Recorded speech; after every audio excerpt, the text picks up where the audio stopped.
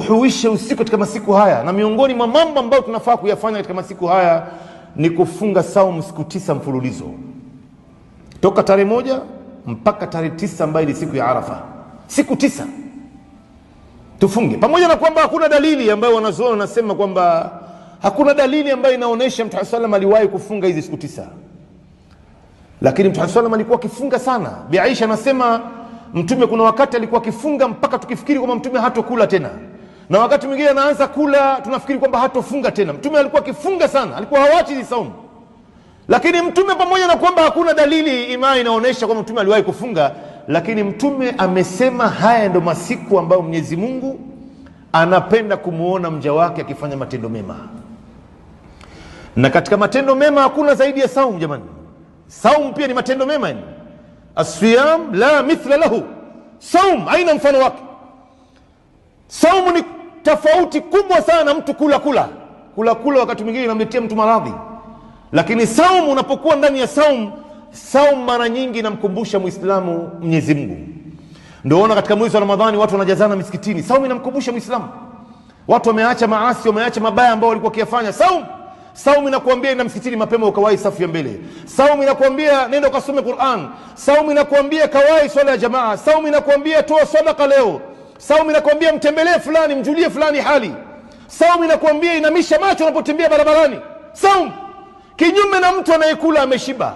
Mtu mara nyingi akishakula ameshiba anafikiria kwenda kulala, mwingine anafikiria kwenda kufanya deal fulani ambayo si halali, na mwingine anafikiria kwenda kufanya mambo ya haramu, kwa sababu kuna baadhi ya haramu mtu hayafanyi akiwa na njaa mpaka ashibe mwanzo. Yani mtu leo anatumia neema ya Mungu alafu anamuasia naye Mwenyezi Mungu. Wewe muulize yeyote anayefanya maasi, muulize mlevi, mtafuna miraa, mzinifu, atakwambia huwezi kuyafanya matendo hayo ukiwa na njaa.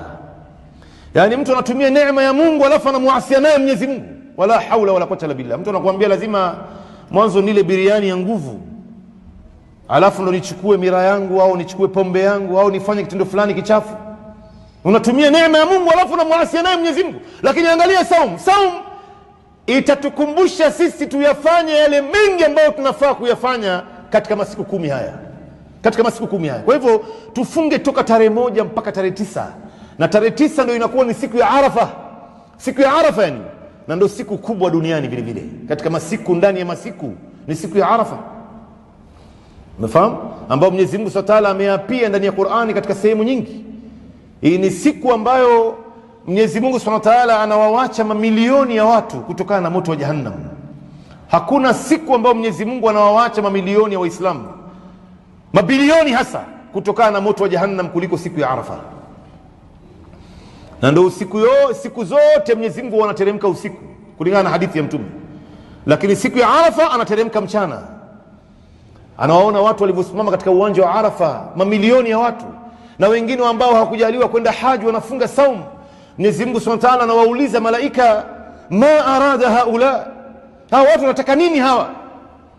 Malaika wanamjibu Mwenyezi Mungu, anamwambia hawa watu wanaitaka pepo yako. Washawahi kuiona? Mwenyezi Mungu anawauliza.